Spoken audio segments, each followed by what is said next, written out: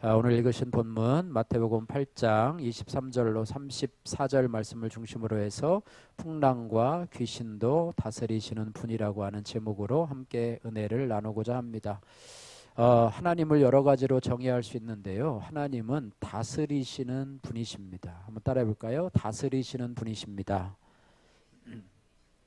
반대로 말하면요, 하나님은 다스림을 받는 분이 아니라고 하는 것입니다. 그래서 하나님은 통치자가 되어주시고 피통치자가 되지는 않으시는 하나님이시라고 하는 것입니다. 그래서 하나님은 창조주 하나님으로서 온 우주와 만물을 다스리시고 또 섭리하시고 운행하시는 그런 하나님이십니다. 그래서 하나님은 우리 믿는 자들 뿐만 아니라요, 세상을 다스리시는 하나님, 믿지 않는 사람들까지도 다스리시고 또 온 우주 만물까지도 또 생명체를 가진 모든 생명체까지도 다스리시는 하나님이시라고 하는 것입니다. 그래서 하나님은요, 온 세상을 다스리고 우주 만물을 다스리고 계시는 크신 하나님이신데, 분명한 것은 뭐냐면 하나님의 자녀, 저와 여러분들도 다스리고 계시다는 사실을 우리가 믿으시기를 주님의 이름으로 축복합니다. 그래서 헬라의 이 알렉산더 왕은요, 헬라의 알렉산더 왕, 다니엘서 11장에 보면은 헬라의 이 알렉산더 왕은요, 자기 뜻대로 자기 마음대로 될 것이라고 그렇게 생각하면서 자기가 권력을 휘둘렀던 그런 왕이에요. 그런데 다니엘이 그 헬라 나라를 보면서 예언을 하는데요, 다니엘서 11장 4절 말씀에 이렇게 예언을 합니다. 그러나 그가 강성할 때에 그의 나라가 갈라져 천하 사방에 나누일 것이나 그의 자손에게로 돌아가지도 아니할 것이요 또 자기가 주장하던 권세대로도 되지 아니하리니 이는 그 나라가 뽑혀서 그 외에 다른 사람에게 돌아갈 것이니라, 이렇게 말씀하고 있습니다. 그래서 알렉산더는요, 최고의 권력을 가지고 자기의 나라가 후에도 번성할 것이라고 생각을 했고요, 자기 마음대로 그 나라가 흘러갈 것이라고 생각을 했지만 하나님이 다니엘을 통해서 예언한 대로요, 그 나라는 그의 자손이 아닌 부하 4명의 장수에 의해서 분열되고 맙니다. 그래서 결국 하나님의 뜻 가운데 이방 나라들도 진행되고 있음을, 그 나라들이 다스려지고 있음을 우리가 알 수가 있습니다. 그래서 우리가 신앙생활을 한다는 것은요, 내 삶의 주인이 내가 아니고 하나님이시라는 것을 인정하는 것이 믿음의 사람의 고백이라고 하는 거예요. 그저 교회만 다니고 주일날 예배 드리는 것, 이것이 아니라요, 내 삶의 주인이 바로 하나님이십니다. 할렐루야. 내 인생의 주인이 바로 하나님이십니다. 전에는 내가 주인이었고 내 마음대로 내 뜻대로 행동을 했지만 이제는 내가 나의 연약함을 알고 이제는 하나님만이 온 우주와 천지를 창조하시고 해와 달과 별을 창조하신 그 하나님이 나의 삶의 주관자가 되어주심을 인정하고 내 삶의 가장 중요한 자리에 이제는 내가 내려오고 이제는 하나님이 내 삶의 주인이 되어주시고, 할렐루야. 이 교회의 주인도 마찬가지. 이 교회의 주인이 목회자인 제가 아니고요, 하나님이시라는 것이에요. 핏값을 주고 사시는 예수 그리스도께서 이 교회의 주인이 되어주신다고 하는 사실. 그래서 내 개인의 주인이 되어주시고 여러분 가정의 주인이 되어주시고 또 이 교회의 주인이 되어주시고 이 나라와 민족을 다스리시고 주관하시는 하나님이시라는 것을 인정하는 것이 바로 신앙이라고 하는 사실을 우리가 기억해야 할 것입니다. 야고보 사도는요, 야고보서 4장 14절에 이렇게 말씀하고 있습니다. 한번 따라해 볼까요? 내일 일을 너희가 알지 못하는도다. 너희 생명이 무엇이뇨? 너희는 잠깐 보이다가 없어지는 안개니라. 여기도 무한천이 있어가지고 아침에 안개가 많이 끼지요. 저희도 새벽기도 때 오려면 안개가 껴가지고 뭐 비상등을 켜고 오기도 하고 뭐 그렇게 많은 경험들이 있는데요. 우리의 삶이 무엇이냐? 너희가 내일 일을 알지 못하는도다. 내가 1년 후에는 어디 가서 뭐하고 뭐 5년 후에는 뭐하고 10년 후에는 뭐하고 이렇게 하리라 하는 사람들에게 너희의 내일 일을 너희가 알지 못하는도다. 너희 생명이 무엇이뇨? 너희는 잠깐 보이다가 없어지는 안개니라 이렇게 말씀하면서 우리의 연약함을 고백해야 한다고 말씀하고 있습니다. 솔로몬 왕은요 세상 부귀 영화 권세를 다 누린 후에 말년의 인생을 돌아보면서 전도서에 이런 고백을 합니다. 전도서 1장 2절 말씀 한번 따라해 볼까요? 헛되고 헛되며 헛되니 모든 것이 헛되도다. 이 짧은 구절에 헛되다는 것이 4번이나 들어와 있어요. 세상의 모든 부귀와 영화와 권세와 모든 것을 다 누려보고 나서 마지막에 가서 보니까 그것이 다 헛되고 헛되고 헛되니 헛되도다 이렇게 말하면서 전도서의 결론을 어떻게 내리냐면요 전도서 11장 10절 말씀에 이렇게 말합니다. 너는 청년의 때 곧 곤고한 날이 이르기 전에 나는 아무 낙이 없다고 할 때가 가까이 오기 전에 따라해보세요. 너의 창조자를 기억하라. 할렐루야. 예, 누가 나를 만들어셨고 내가 어디서부터 와서 어디로 무엇을 하다가 어디로 가는지 너의 창조주 하나님을 기억하는 삶. 그러니까 창조주를 알지 못하고 우리 인생의 주인 내 생명의 주인을 알지 못하는 자는 이 세상에서 아무리 많은 것을 경험하고 아무리 많은 것을 누리고 아무리 좋은 것 맛집을 찾아다니면서 좋은 것을 먹고 또 우리가 꿈꾸던 그죠? 코로나 시절에 얼마나 많은 여행을 좋아하는 사람들이 갇혀가지고 여행을 못 갔는데 지금은 이제 온 세계를 누리면서 뭐 몇 개국을 갔느니 하면서 자랑을 하지만 그것도 다 헛되도다. 할렐루야. 우리 주의 목사님들은 이 성지순례를 열심히 많이 다니고 뭐 이렇게 뭐 종교개혁지도 다니고 그랬는데요. 저는 한번 이제 이랜드 여행사를 통해서 한번 가려고 했었는데 그 출발하는 당일날 누가 돌아가셨다고 그랬죠? 장인어른이 돌아가셔가지고 버스가 교회 앞에 마당에 있는데 아산의 어느 교회 상광교회에 버스가 있고 우리 집사람하고 그 전에 아이들을 이제 대구에다가 모셔다 놓고 이제 밤에 와가지고 아침에 이제 출발하려고 뭐 10박 12일인가 뭐 12박 12일인가 해가지고 이제는 이스라엘로 출발하려고 딱 하고 했는데 거기 사거리를 딱 하는데 전화가 왔어요.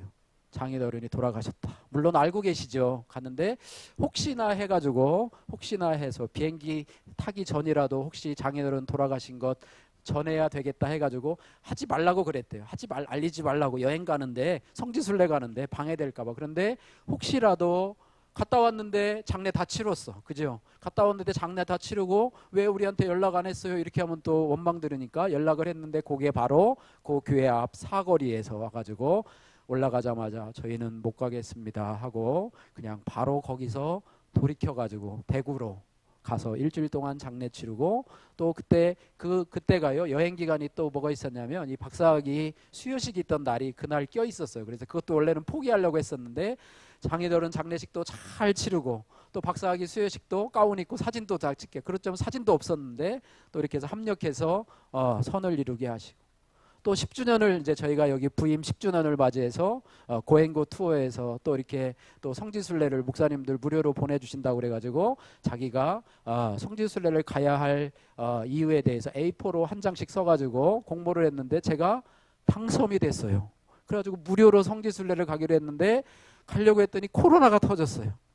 그래가지고 지금도 아직도 보류하고 있고 제가 지난번 그랬어요. 그 대표님한테 제가 그분한테도 말씀 카드를 늘 보내거든요. 그랬는데 대표님한테 저는 이제 못 갈 것 같고 다른 분들한테 제가 양보를 하겠습니다. 그랬더니 목사님 다음에라도 한번 가시는 게 좋을 것 같다고 하면서 양보를 안 해주시더라고요. 그래서 어쨌든 여행을 못 가고 목사님들이 성지순례 얘기하면 저는 할 말이 없어요. 근데 별로 가고 싶은 생각이 이제는 별로 사라진 것 같기도 하고 뭐 그래요. 어쨌든 모든 것을 다 누려보고 뭐 전 세계를 다 누려보고 맛있는 것을 다 먹었다고 해도 그 결론이 무엇이냐? 헛되고 헛되니 헛되도다 이렇게 고백할 수 없는 것이 바로 인생이라고 하는 것입니다. 그래서 우리가 이 땅을 살아가면서 기억해야 될 것은 나의 인생의 주인이 하나님이시고 또 내 삶의 주인이 하나님이시고 그분의 뜻대로 우리가 살아가는 것 이것이 바로 우리가 주님의 뜻대로 살아가는 것이다 이렇게 말하고 있어요. 우리가 예전에 불렀던 복음성가 중에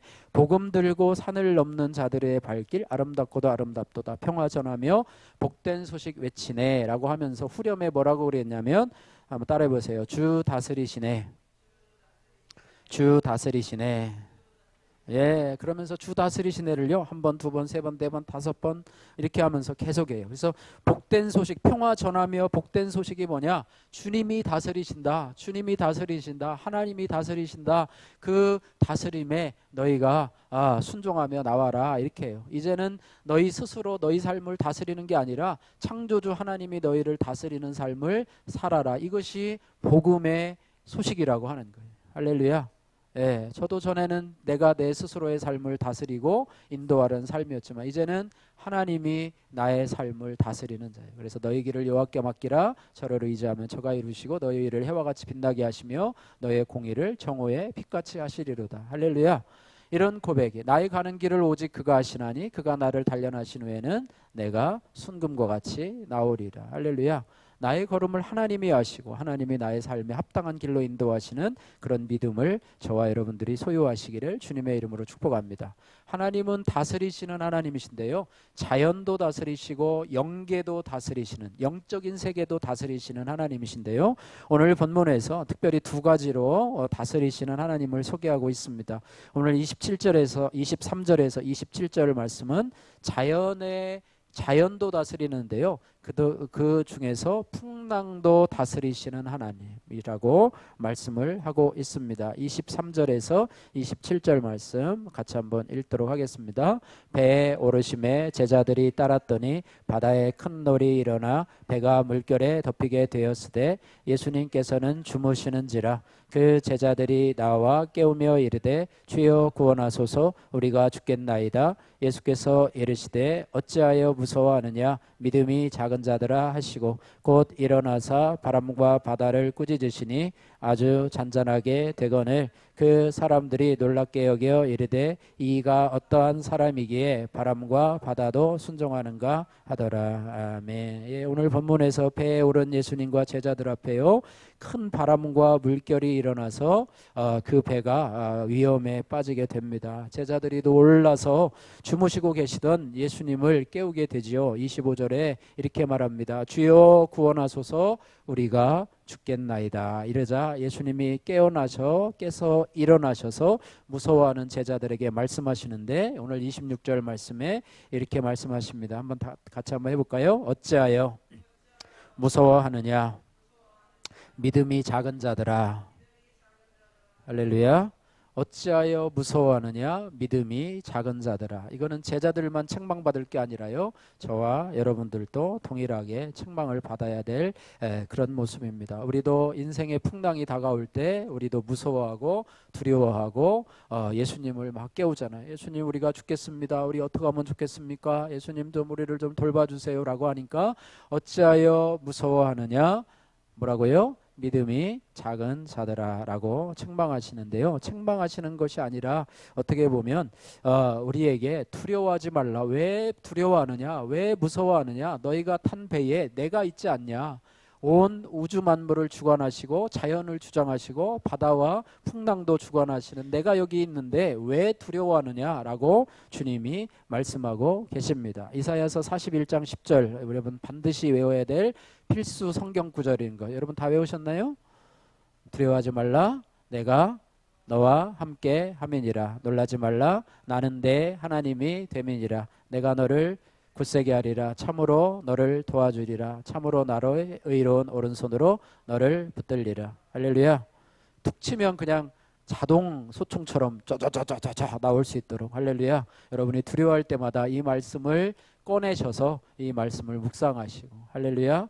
이렇게 하나님 두려워하지 말라 말씀하시는데요, 그러면서 우리가 잘 보지 못하던 11절 말씀에 이렇게 말씀하세요. 11절 말씀에 보라, 내게 노하던 자들이 수치와 욕을 당할 것이요 너와 다투던 자들이 아무것도 아닌 것 같이 될 것이며 멸망할 것이라. 이렇게 말해요. 두려워하지 말라. 너희 인생의 풍랑을 가져오던 그런 여러 환경과 사람들, 너희를 괴롭게 하던 사람들이 어떻게 될 것이다? 수치와 욕을 당하게 될 것이요 너와 다투던 자들이 아무것도 아닌 것 같이 될 것이고 멸망할 것이다. 그러므로 너희는 두려워하지 말라. 내가 너와 함께 함이라. 이렇게 말씀하고 있습니다. 할렐루야. 두려워 말라 내가 너와 함께함이니라. 뭐 긴 말씀은 아니어도요, 요 말씀 한마디만 여러분들이 기억하고 여러분들이 풍랑을 만날 때 기억하시면 여러분에게 여러분 마음속에 일어나는 두려움과 염려와 불안함들이 물러나게 될 줄로 믿습니다. 하나님의 말씀은요, 힘이 있어요. 하나님의 말씀은 능력이 있어요. 사람의 말은 능력이 없지만 하나님의 말씀은 능력이 있어서 그 안에 여러분들에게 평화를 주고 치료하고 위험을 물리치는 능력이 있다라고 하는 것입니다. 적용의 말씀인데요. 예수님과 한 배를 타고 있으면서 여전히 두려워하고 있는 것은 무엇입니까?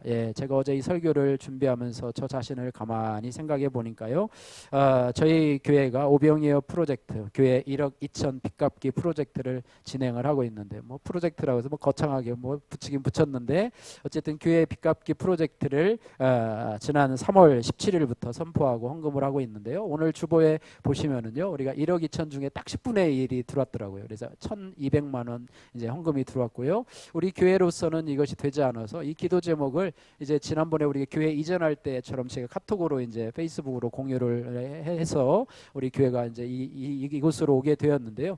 이번에는 제가 믿음이 너무 없어가지고 벌써 3개월이나 이제나 저제나 하면서 했다가 인간적인 생각이 들어서 이런 기도 제목 했다가 또 부담 주는 건 아닌가, 또 왜 교회의 빚은 자기들이나 갚지 왜 우리한테 왜 기도 제목 해달라고 그러고 왜 계좌번호 보내고 왜 참여해달라고 그러나, 뭐 이런 5만 가지 생각이 들어서 아직까지도 보내지 못하고 있는 이런 상황들 가운데 이것이 바로 두려워하고 있는 그런 모습이 아닌가. 주님께서 이 교회라고 하는 한 배의, 이 교회라고 하는 배의 주인이신데 왜 내가 주저하고 있는가, 뭐 이런 부분들을 제가 반성하게 되었고요.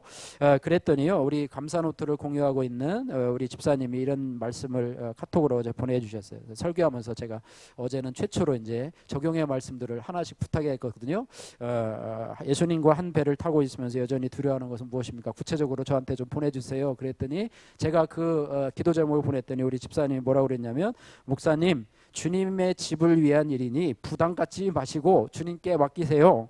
신앙생활에서 거룩한 부담은 필요한 것 같습니다. 걱정하지 마시고 공유하세요. 이렇게 하면서 저를 위로하시더라고요. 그리고 또 한 집사님은 어떻게 이제 그 문제가 아니고 이제 자신의 문제를 이렇게 말했는데, 이분이요, 전립선이 좋지 않아서 검사를 받았는데 전립선 암일지도 모른다고 그래서 조직 검사를 받으라고 하고 그 날짜를 병원에 예약을 하고 지금 기다리고 있으신 분이에요. 그래서 그 문제 때문에 기도하고 있어서 그 문제가 있는데, 어쨌든 이것이 주님의 치료하시고자 하는 인도하심이고 또 나의 교만을 만드시기 위한 검을 느끼고 있기 때문에 이 두려움 없이 일상생활을 하고 있습니다. 이게 아무래도 그것이 마음의 두려움이 될 거 아니에요. 또 한 분은 어떤 또 고백을 했냐면, 우리 예빈이 아빠인데요.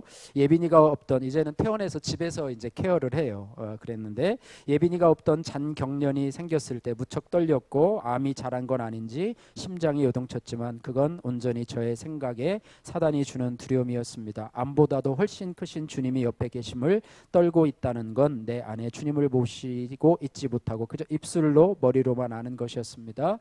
그 즈음 새벽 에 너희는 가만히 서서 여호와 하나님의 구원을 보라는 그런 말씀에 대한 꿈을 꾸며 담대해질 수 있었고 더 이상 두렵지 않게 되었습니다. 며칠 전부터 예빈이가 간헐적으로 머리를 떨지만 그저 주님께 지혜를 구하고 기도하면 여러 가지 생각들로 길을 열어주시는 것을 느꼈고, 예수님은 늘 내 곁에 계시는 것을 늘 생각하며 사는 지금은 두려움보다 나의 작은 믿음에 대한 죄송함이 더 큽니다. 물론 지금도 두려울 때가 있습니다. 하지만 그때마다 풍랑을 보기보다는 예수님으로 미리, 예수님의 이름으로 미리 선포합니다. 그 어려움보다 더 크신 만군의 여호와 하나님이 내 아버지시니, 그렇게 얘기를 했습니다. 그래서 앞으로는 제가 설교 준비를 하면서 우리 말씀 카드 보내시는 분들 중에서 이렇게 적용을 좀 받으려고 그래요. 근데 어제 너무 신실하게 대답을 해주셔서 참 도움이 되고, 각자마다 이런 두려움들이 있어요. 그죠? 왜 무서워하느냐라고 할 때 예수님이 같은 배에 타고 계셔도 우리가 무서워하는 일들이 우리 안에 없는 사람이 없어요. 그죠? 저부터도 있고 여러분에게도 각자 있는데, 그런 것들을 하나님 앞에 고백을 하면서 그 두려움을 하나님이 함께 계신다고 하는 것을 통해서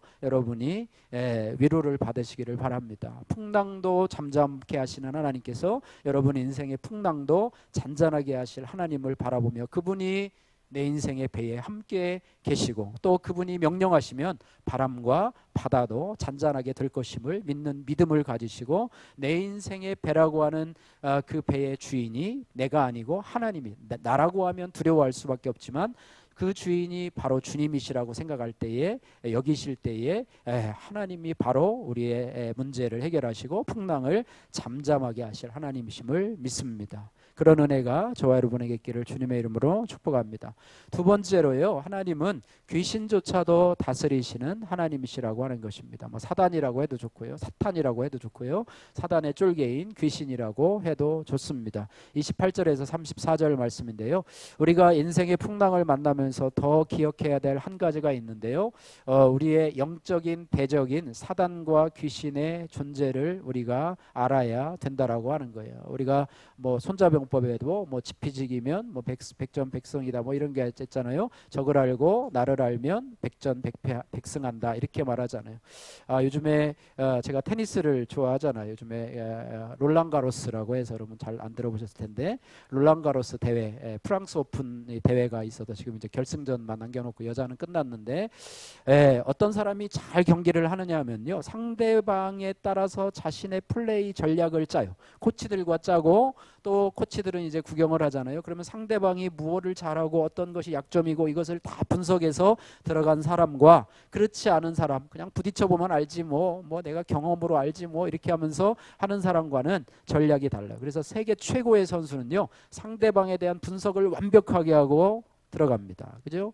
투수들도요, 야구에서 투수들도 누구를 분석합니까? 투수가 분석해야 될 건 누구죠? 타자를 분석해야 되고, 타자는 누구를 또 분석해야 돼요?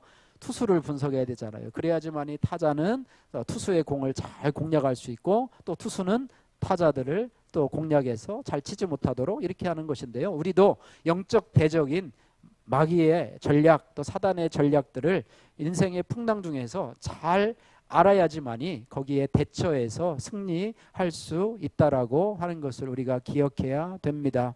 예수님도 이 사단을 늘 의식하고 살았어요. 사단이 늘 예수님을 방해하잖아요. 그죠? 광야에 몰려가고 또 새 시험을 통해 가지고 뭐 하나님의 아들이여거든 어쩌고 저쩌고 하면서 막 시험을 하고 그랬는데요, 예수님이 십자가를 진다라는 말을 하자 그의 수제자인 베드로가 이렇게 말합니다. 예수님, 십자가를 지는 일은 아마 없을 것입니다. 이렇게 얘기를 합니다. 어떻게 보면은 예수님을 위하는 말 같기도 하고, 너는 역시 내 수제자야. 그래, 나는 십자가 지는 어려움 고난을 겪지 않을 거야 라고 머리를 툭툭 쳐줬으면 아마 예수님은 정 별로 실력 없는 그런 지도자였을 거라고 생각하는데요, 이 사단의 존재를 의식한 예수님은요 이렇게 말합니다. 사단아, 내 뒤로 물러가라. 너는 나를 넘어지게 하는 자로다. 내가 하나님의 일을 생각하지 아니하고 도리어 사람의 일을 생각하는도다. 이렇게 말하고 있습니다.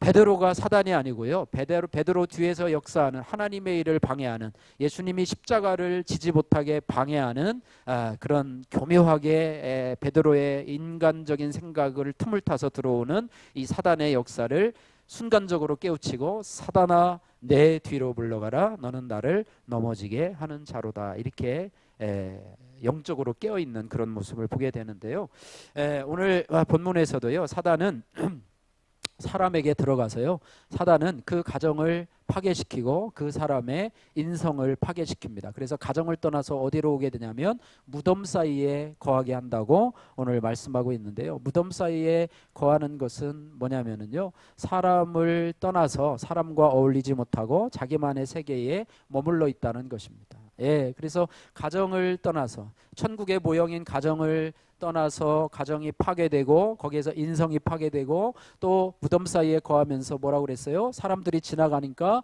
막 사납게 해가지고요, 사납게 소리를 지르고요, 28절 말씀해 보니까요, 귀신 들린 자 둘이 무덤 사이에 나와서 예수를 만나니 그들은 몹시 사나워서, 마치 짐승처럼 사나워서 아무도 그 길로 지나갈 수 없을 지경이로라. 이렇게 말하면서요, 귀신 들린 자들이 뭐라고 얘기하냐면 하나님의 아들이여 라고 얘기를 합니다.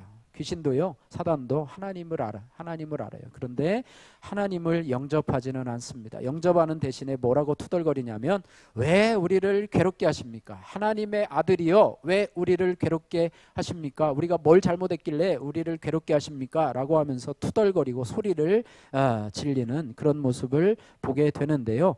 우리 성도들은요, 인생의 풍랑을 만날 때 사단의 이러한 미혹의 음성을 듣지 말고 따라해보세요. 주님의 음성을 들어야 합니다. 할렐루야. 이 사단은요, 우리를 미혹하게 하는 자이고 하나님의 일을 방해하는 자이고 우리를 신앙에서 떠나게 하는 자라고 하는 것입니다. 요한복음 10장 10절에 예수님이 이 사단과 당신을 비교해서 정확하게 하는 일을 이 비교해서 설명을 해놓았는데요. 이렇게 비교를 하고 있습니다. 도적이 오는 것은, 이 도적이라고 하는 것은 이 사단을 상징합니다. 사단은 이 귀신은 도적을 매려는 것이죠. 도적이 오는 것은 도적질하고 죽이고 멸망시키려는 것뿐이요. 내가 온 것은, 예수님이 온 것은 따라해보세요. 양으로 생명을 얻게 하고 더 풍성히 얻게 하려는 것이라. 할렐루야. 예수님이 생명을 얻게 하고 우리로 영원한 생명을 얻게 하고, 할렐루야. 하나님이 세상을 이처럼 사랑하사 독생자를 주셨으니 이는 그를 믿는 자마다 멸망하지 않고 뭐요? 영생이 생명입니다. 영원한 생명을 우리에게 주시려고, 그리고 더 풍성히 얻게 하려 하십니다. 자살의 배후에는요, 사단이 있어요. 귀신이 있어요.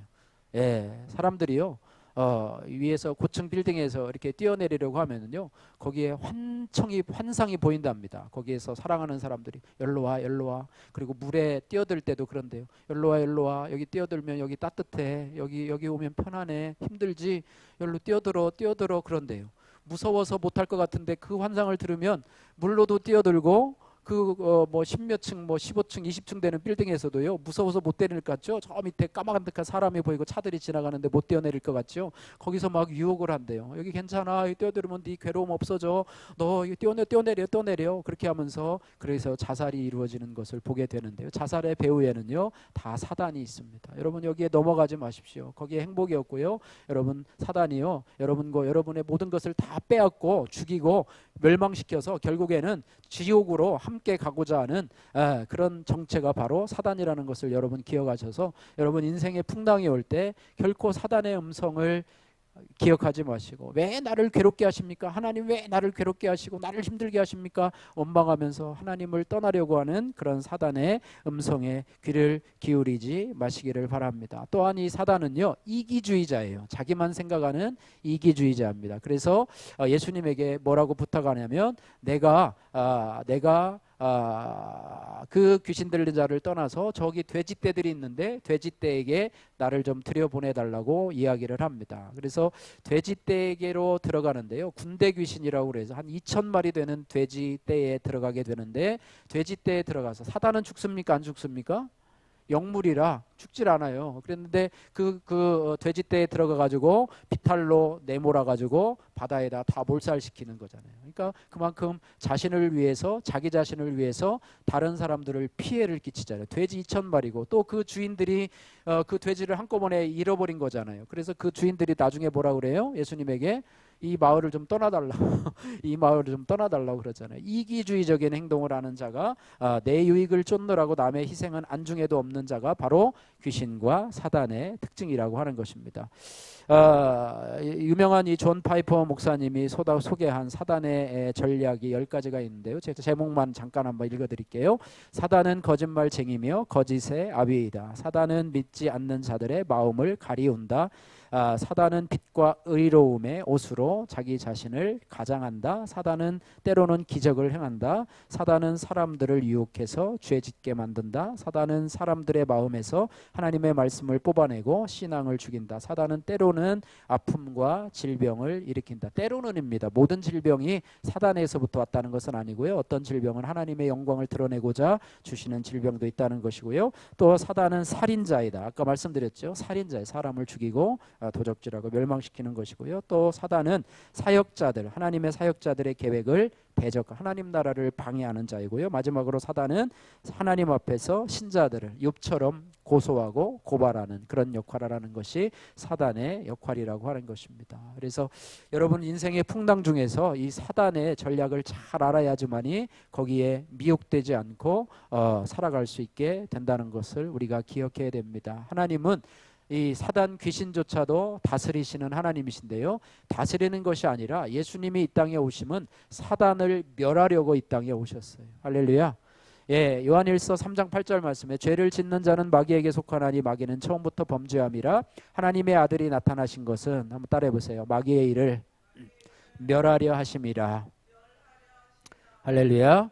히브리서 2장 14절 말씀에 자녀들은 혈육에 함께 속하였음에 그도 또한 한 모양으로 혈육에 속하시면 예수님이시죠. 사망으로 말미암아 사망의 세력 잡은 자 곧 마귀를 없이 하시며, 예수님이 마귀를 없이 하시려 이 땅에 오셨다고 하는 것입니다. 그래서 예수님은요, 자연의 광풍뿐 아니라 영적 세계도 지배하시는 분이시라고 하는 것입니다. 그래서 배를 뒤집어 엎어 사람을 해치려 하는 바람과 바다도 꾸짖어 잠잠하게 하실 뿐 아니라 아무도 제어할 수 없는 귀신들도 명령해서, 귀신도 예수님의 명령에 순종할 수밖에 없는, 또 그 귀신의 일을 멸하려고 오신 분이 바로 예수님이시라고 하는 사실을 기억하면서, 그 예수님이 저와 여러분을 다스리시는 하나님이십니다. 그래서 그 주님을 우리의 삶의 주인으로 모시고 살아가시는, 할렐루야. 어떤 사람들은요, 사탄교 숭배자들도 있어요. 요즘에 보면 여러분 인터넷 보십시오. 사탄교 숭배자들이 있어서요, 사탄을 숭배하기 위해서 정기적으로 제사를 드려요. 막 흉악한 복장을 하고 막 흉악한 막 하고 사탄을 나는 숭배한다 하면서 노골적으로 그런 사람들이 모여서 하는 것이 있습니다. 미친 사람들이죠. 정신 나간 사람들인데, 어쨌든 우리는 하나님을 섬기는, 하나님을 의지하고 또 하나님을 신뢰하고 하나님을 예배하고 하나님을 사랑하는 자로 이 땅을 살아가셔서 풍랑조차 잠잠하게 하신 하나님, 여러분 인생에 지금 여러분 배 안에 어떤 풍랑을 여러분 경험하고 계십니까? 여러분 무엇 때문에 두려워하시고, 또 여러분 예수님이 여러분의 배 안에 있어도 여러분 믿음이 없어서 두려워하고 있는 일은 무엇입니까? 여러분 기억하시면서 하나님이 여러분의 인생의 배에 함께 계심을 믿으시면서 두려워하지 말라, 내가 너와 함께함이니라. 믿음이 작은 자가 되지 말고 믿음 있는 자가 되어서 함께 하시는 그 주님이 여러분의 풍랑을 제거하시고 또 여러분의 삶을 잔잔하게 하실 줄로 믿습니다. 그 하나님을 믿고 신뢰하는 그런 은혜가 여러분에게 있기를 주님의 이름으로 축복합니다.